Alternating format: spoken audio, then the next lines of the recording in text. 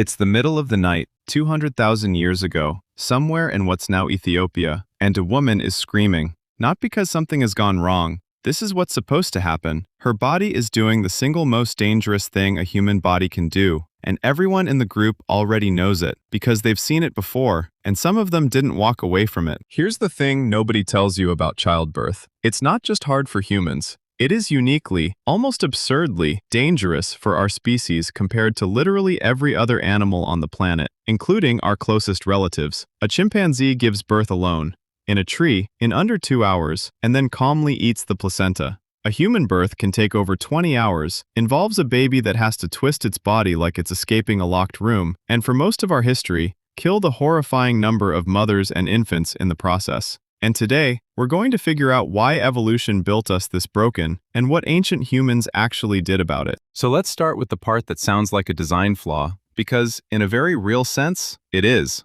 Somewhere around 2 million years ago, two enormous evolutionary projects collided inside the female pelvis. Project 1. Walking upright. Bipedalism is efficient. It freed up our hands, it let us carry things and throw things, and eventually build things. But it required a narrower, more compact pelvis, shaped less like a bowl and more like a tunnel, to keep our organs stacked and our stride efficient. Project 2, running at the exact same time, was the human brain, which was ballooning in size generation after generation, on a trajectory toward being roughly 3 times larger than a chimpanzee's. So you've got a shrinking exit and a growing passenger, evolving simultaneously, and something had to give. For a long time, scientists called this the obstetric dilemma, the idea that human babies are born earlier and less developed than other primates, essentially evicted before they're finished baking, because if they stayed in any longer, they simply wouldn't fit. A newborn foal can stand and walk within an hour of being born. A human infant can't even hold its own head up. We are, functionally, born three-dimensional and helpless in a way almost no other mammal is, and that helplessness is the price we pay for having a head that can barely clear the exit as it is. Now here's where it gets genuinely wild, and this is the part most people have never heard. Human birth isn't just tight, it's rotational.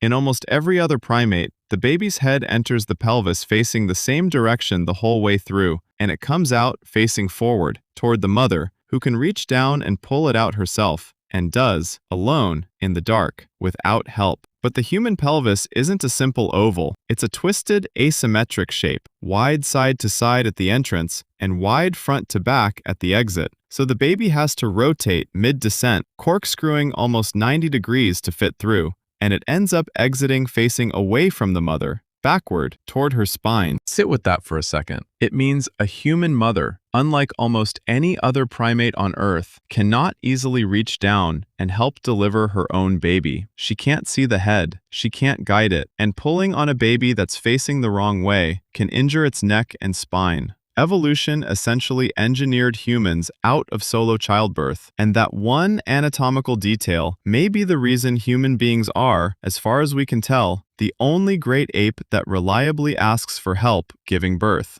Anthropologists actually have a name for this, the obligate midwifery hypothesis. The idea that assisted birth wasn't a cultural nicety our ancestors invented later. It might be baked directly into our biology, forced on us by the shape of our own hips. So what did that help actually look like 200,000 years ago? With no hospitals, no forceps, none of it. We don't have to fully guess, because the archaeological and ethnographic record gives us real clues. Across nearly every hunter-gatherer society ever studied, childbirth is attended, almost never solitary, usually by older women in the group, women who had already given birth themselves and had, essentially, done this before. Call them the first midwives. Their job wasn't medical in the modern sense. It was positional and emotional, helping the mother find a position, often upright, squatting, or kneeling, using gravity as an ally the way lying flat on your back never does, steadying her, talking her through it, recognizing from experience when something was going wrong. And things went wrong constantly. This is the brutal part of the story. Before modern medicine, maternal mortality is estimated to have been staggering,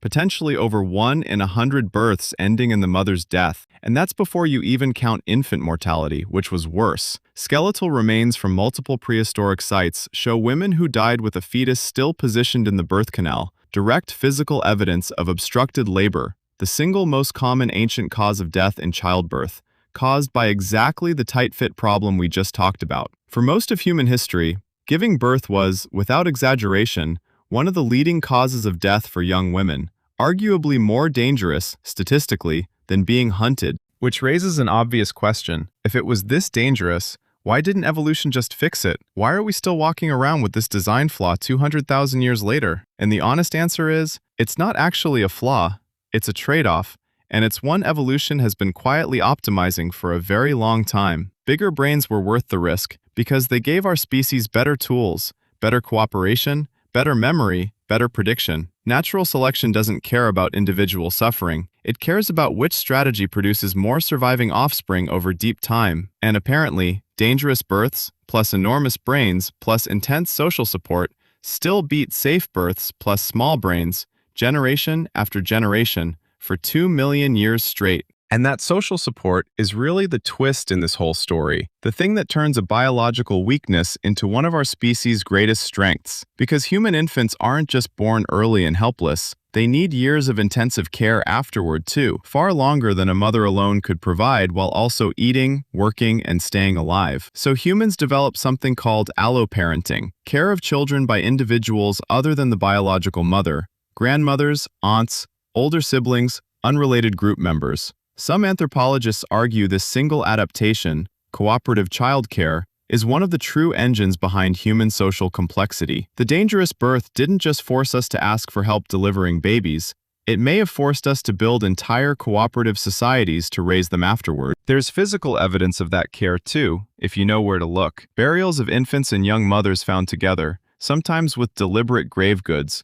ochre pigment, shell ornaments, suggesting these losses were mourned, ritualized, marked as significant, not treated as routine. Some archaeologists point to specific tools found near these burials, sharpened flint flakes, theorized to have been used for something as practical and immediate as cutting an umbilical cord. Evidence that even in deep prehistory, birth had its own dedicated equipment, its own specialists, its own rituals. So here's where we land. That scream in the dark 200,000 years ago wasn't a malfunction. It was the sound of two of the most powerful adaptations in human history slamming into each other inside one very cramped pelvis. A bigger brain and a smarter stride, and a species figuring out, generation by generation, body by body, how to survive the collision. It's the reason human mothers, alone among the great apes, instinctively reach for another set of hands. It's arguably the reason we became such a relentlessly cooperative species in the first place. Every single one of us, every person who has ever lived, made it through that same evolutionary bottleneck, that same twisting, rotating, backward journey through a pelvis that was never quite big enough. The most dangerous 10 hours of prehistoric life